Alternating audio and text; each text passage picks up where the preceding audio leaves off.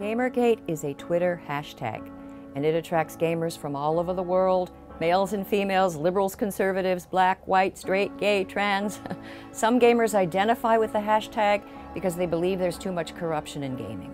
Others are weary of cultural critics who evaluate video games through the prism of gender politics. So for some people like myself, video games were a huge, major part of childhood and growing up. For others, they're a hobby, they're a profession, they're a creative outlet, they are a job. But for most people, video games are an escape from reality. So why is GamerGate so important to me?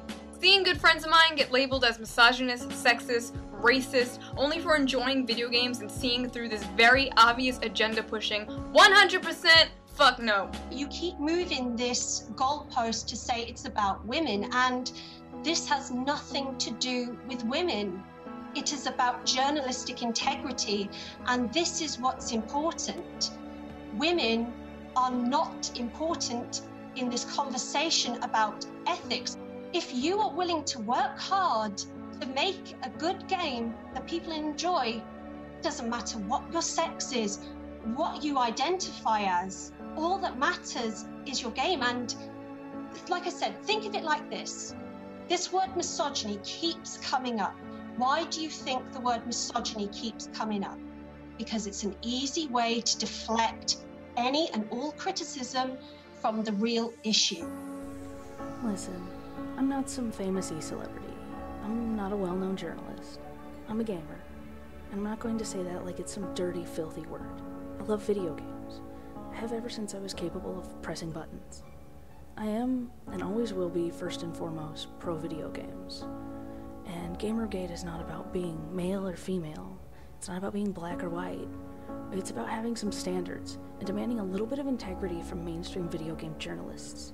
The people who say it's about harassing and manipulating women, they're lying to you. When it does come to GamerGate, I have been noticing that it has been heavily misunderstood as a social revolt against women and minorities, and that is essentially not the case. If it was the case, I wouldn't be sitting here in front of you right now. Leave gamers alone. Gamers stay at home, plays video games, bothers nobody. Leave them alone. So, yeah, not your shield, definitely not. I am I'm like an ethnic mixed half Asian woman, and I do not think GamerGate is about sexism or racism, and I do not think there is some sort of systematic oppression of women in the video game world and in the gamer world.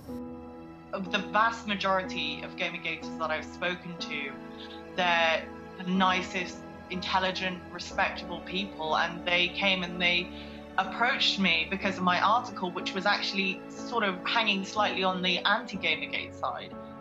When I wrote it, they came to me and they said, well, if you want to know more about GamerGate, then we're more than welcome, you know, to answer the questions. On the other side, with the anti-Gators, they banned me, they called me, am I allowed to swear? They called me shitty.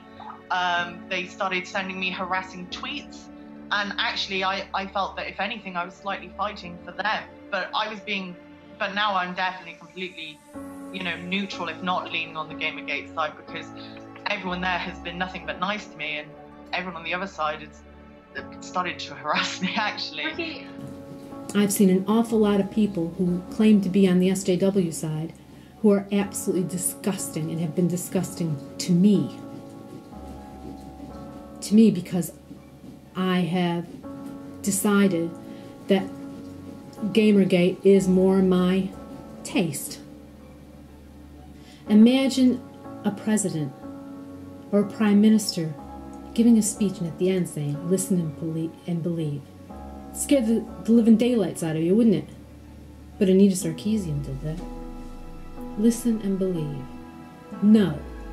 I might listen, but I'll make up my own mind. Thank you very much.